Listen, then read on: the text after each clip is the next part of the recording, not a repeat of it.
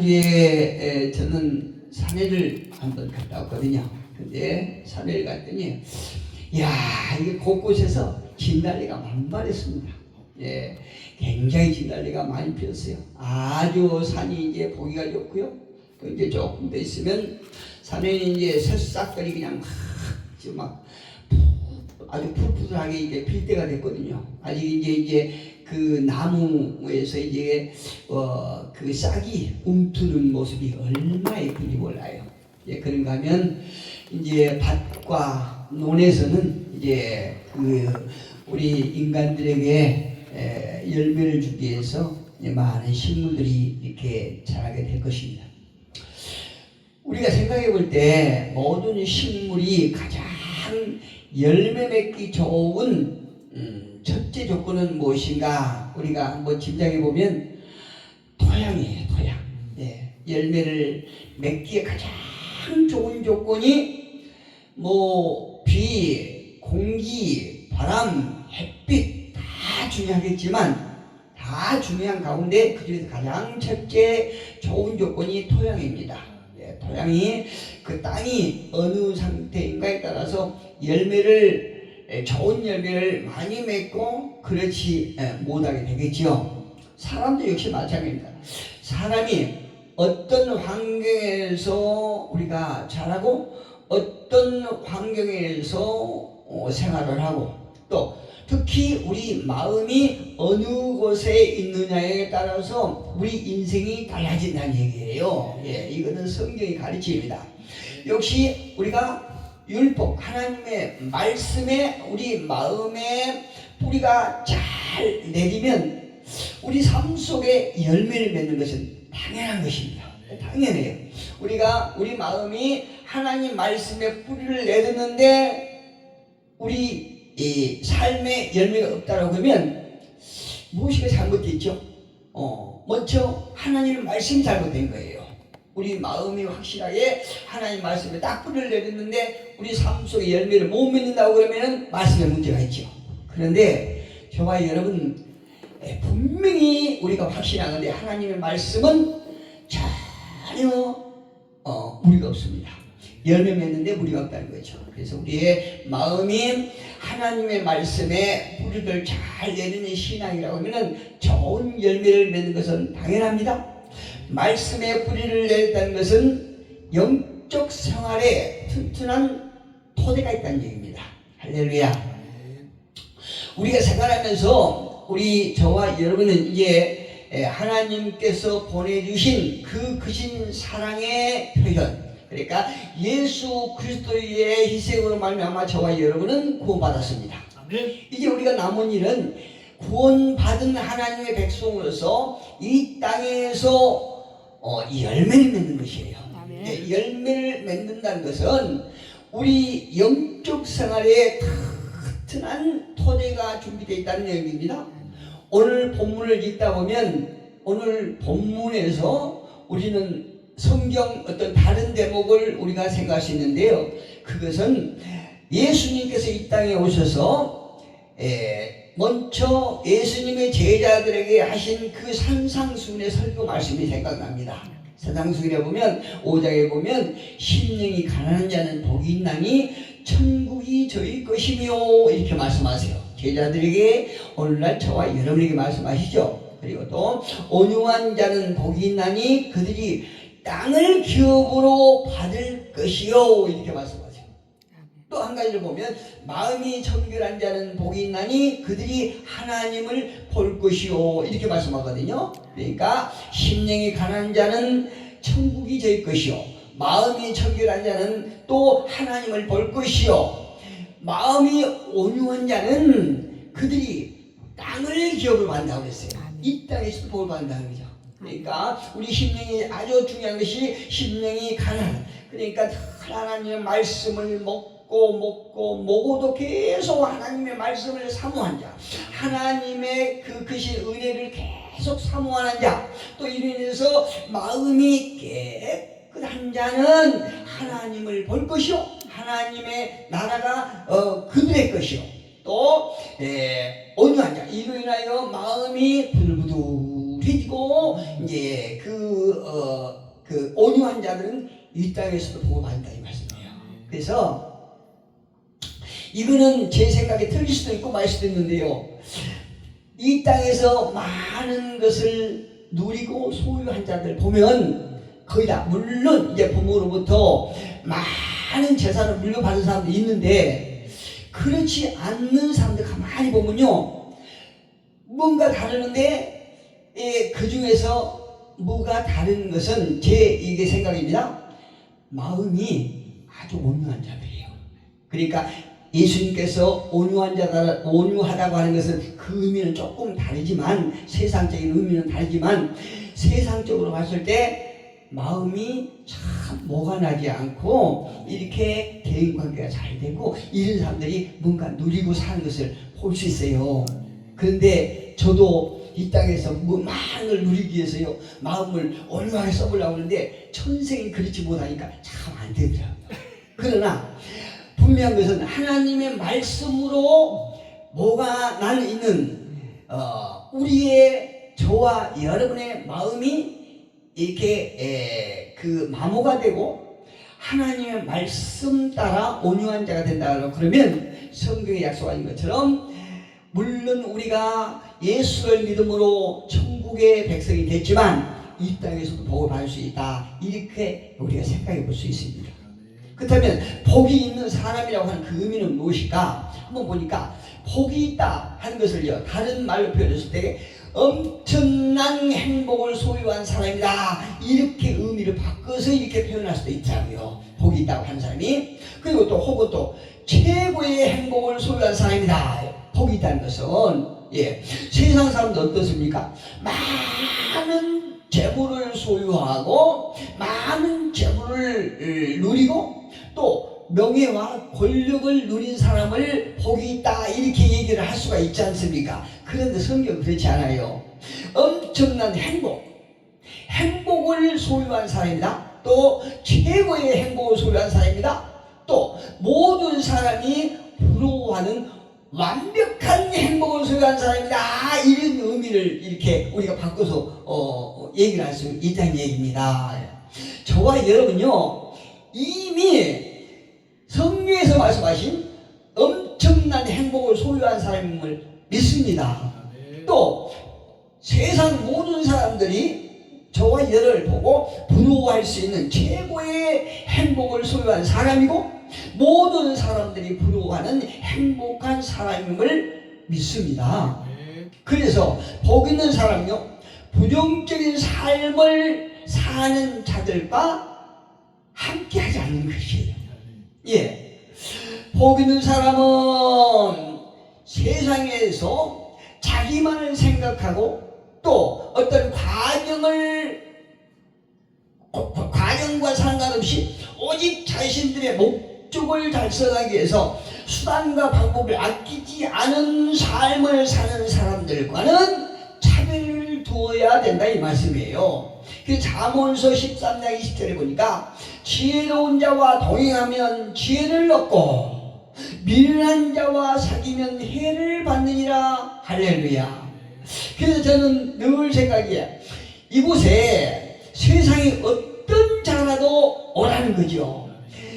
예수 이름을 먹기 위해서 어떤 악인도 개수도 다 오라는 거죠. 그런데 이것에 와서 저와 여러분이 최고의 행복을 소유한 자들을 통해서 어떤 자가 올지라도 그들이 우리의 모습이 전념이 돼요. 우리 모습을 보고 변화되기를 바라는 것입니다.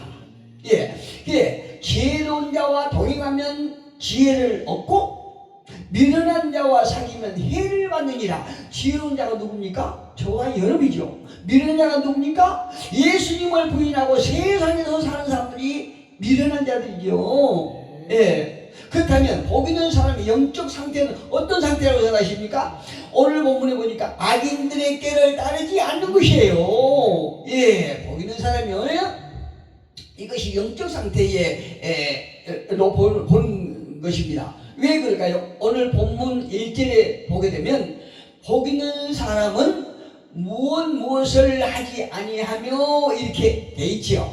그것은 복 있는 사람은 하나님을 경외하는 사람이기 때문에 복 있는 사람이 악인의 꾀를 따르지 않는 것은 그 길은 악인의 꾀를 따르지 않는 것은 그 길은 결국 망하기 때문에 악인의 꾀를 따르게 되면은 망하기 때문에 우리는 따르지 않는 자가 되어야 된다는 거죠. 악인의 길은 우리가 보기에 넓게 보죠. 제가 예전에 어떤 세상에서 사업할 때에 그 친구가 불교를 믿는 사람이에요. 부처를 믿는 사람인데, 그 사람이 어느 때 이런 얘기를 하는 거죠. 자기 그때 포천에서 어떤 그 대리석 공장이 큰 공장이 있었나 봅니다. 큰 공장이 있었는데 그 공장이 어떤 연유로 이렇게 공장을 그만하게 됐어요. 그런데 이 친구에게 그 넓은 곳에 많은 대리석이 쌓였는데 단돈 50만 원이 사라져요. 50.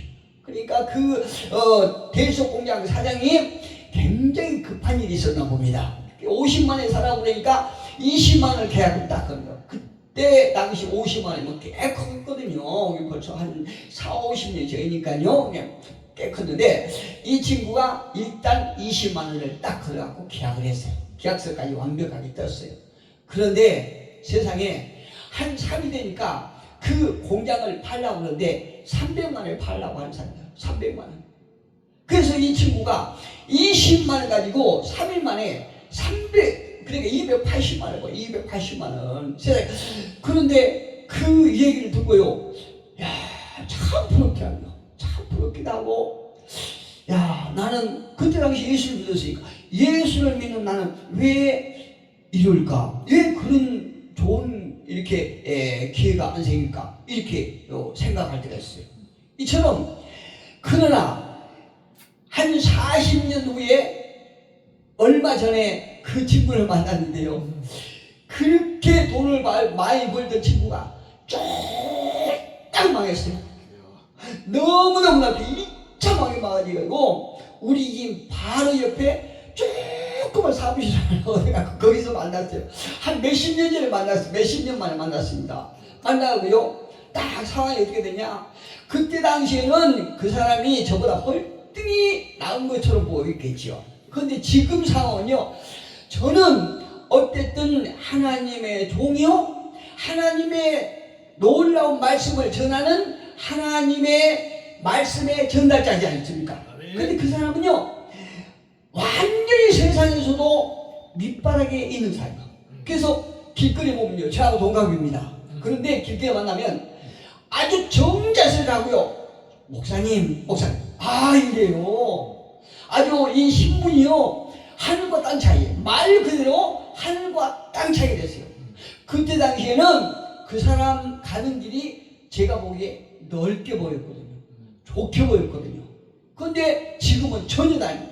이처럼 악인들의 길은 우리가 보기에 편해 보이고 좋아 보이고 넓게 보일 수가 있다는 얘기입니다. 그런데 하나님의 길은 그게 아니에요. 이 악인들이 가는 길은 하나님과는 전혀 무관한 길을 가고 있거든요. 그 길은 자기가 원하는 대로 가는 길입니다.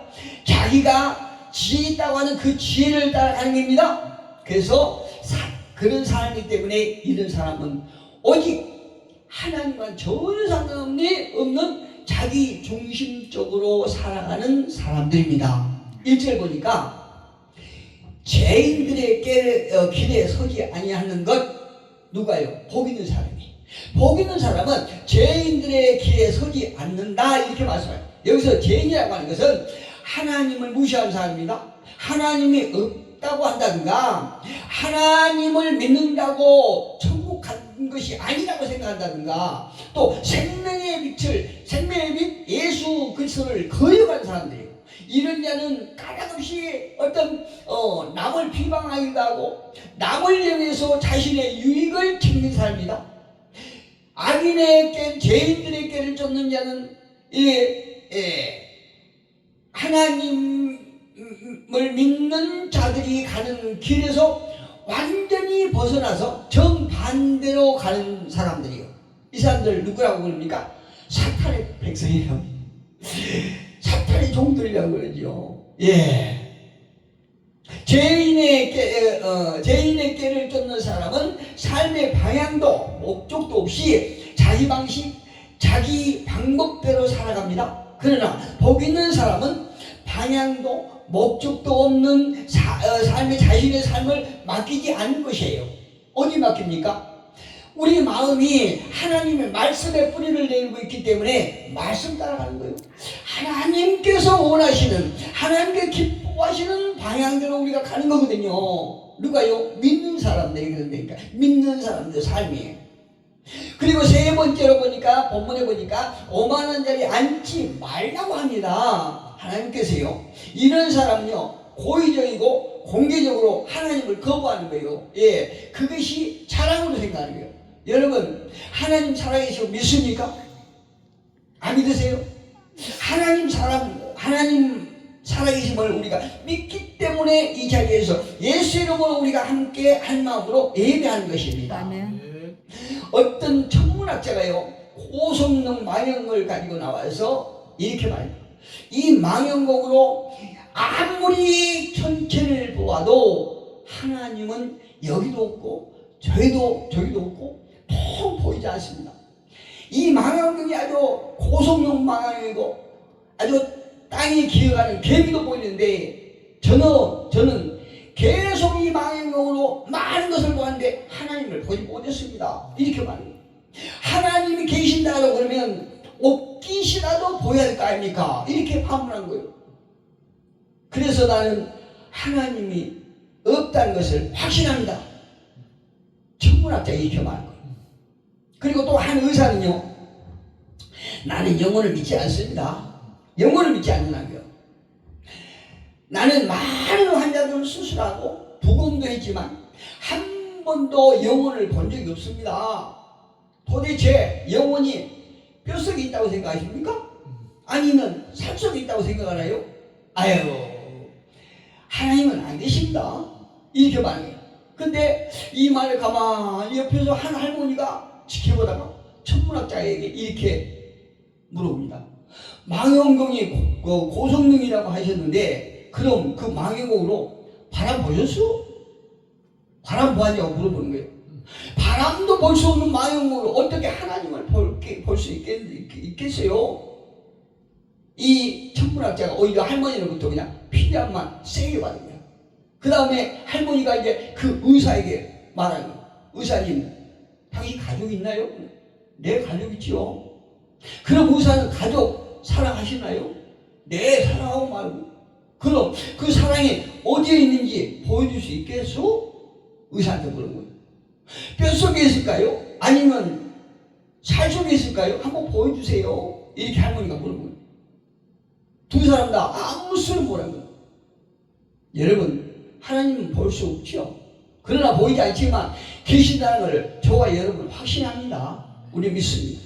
요한복음 12장 25절에 보니까 이런 말씀이 있습니다. 예수께서 이르시되 나는 부활이요 생명이니 나를 믿는 자는 죽어도 살겠고 무릇 살아서 나를 믿는 자는 영원히 죽지 아니하리니 이것을 내가 믿느냐 이렇게 말합니다.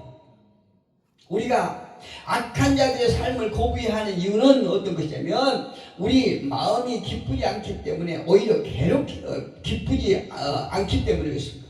오히려 괴롭기 때문에 우리 속에 양심이 살아있다는 증거예요. 마지막으로 복 있는 사람은 율법을 즐거워합니다. 오늘 본문의 말씀하지요. 시인은요 본문에서 악인의 삶, 죄인의 삶, 오만한 자의 삶을 설명한 후에 오히려 결코라고 하는 단어가 앞에 이렇게 들어가고 있죠. 이 말은 결코 복 있는 사람은 이런 자들의 삶을 따르지 않을 뿐더러 오히려 율법을 즐거워하고 묵상한다 라고 이렇게 되어 있어요. 오늘 성경에 보니까 여러분 여호와의 율법을 어떤 사람이 즐거워하고 묵상합니까? 악인의 길에 서지 아니하고 죄인의 길에 서지 하고 오만한 자리에 앉아 있는 것은 소극적인 의미예요. 그러나 율법을 주야로 묵상하는 자는 적극적인 삶을 살아가는 것입니다. 우리가요 적극적인 삶, 그러니까 악인들과 이렇게 함께하지 아니하는 것을 끝나는 것이 아니고 오히려 율법을 우리는 주야로 묵상하며 우리 마음을 항상 그 율법에 뿌리를 내리고 있어야 된다 이 말씀입니다.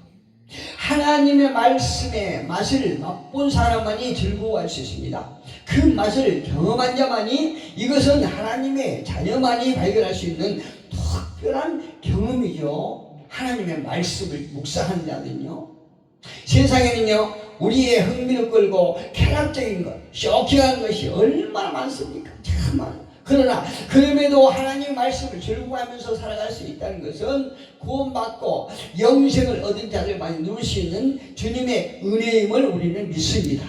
그렇다면 자연적인 성품으로 된 것이 아니라 성령께서 주신 은혜의 열매인 것이에요. 이것이 하나님의 말씀을 묵상하고 하나님의 말씀을 우리가 주야로 묵상하며 즐거워하는 것은요 성령께서 우리에게 주신 말씀입니다.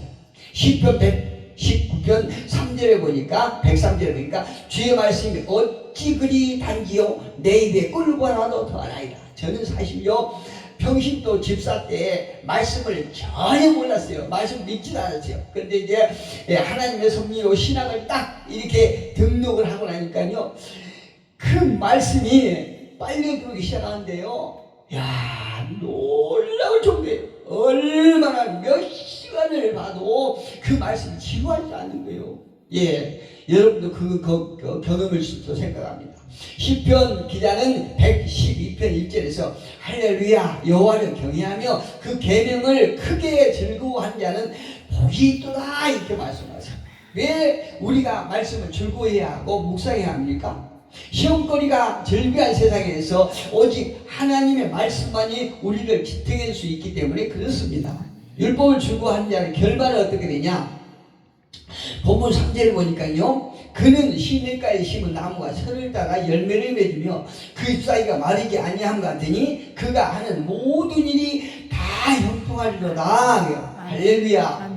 여러분 이 형통이라고 하는 마음의 그림을 한번 그려갖고 눈을 감고요 그림 한번 싹 그려보세요. 그러면 여러분들이 어떤 그림이 나오네요. 혹시라도 이 형통이라고 하는 마음을 그림을 다 그렸을 적에 하나님께서 우리 모습이 어떤 영적으로 형통이 딱 보이는 것이 아니라 5만짜리가 왔다 갔다 하고 그러면 안 됩니다. 우리 해결해야 돼요. 우리 마음에 5만 눈을 감았을 때 5만짜리가 왔다 갔다 하면 그렇게 해결해야 된다는 거예요. 우리가 마태복음 5장 보니까 예수님의 산상수에 말씀하신 복과 동일한 거거든요. 율법에 뿌리를 내는 사람은 세상에서 최고의 복을 받은 사람들입니다. 하나님 말씀에 닻을 내린 사람은 모든 사람이 부러워하는 복을 받은 사람들입니다. 그 복을 저와 여러분과 여러분 후대에 또 여러분을 아는 모든 사람들이, 예수를 믿는 모든 사람들이 누릴 수 있기를 예수 이름으로 축복합니다. 기도하겠습니다.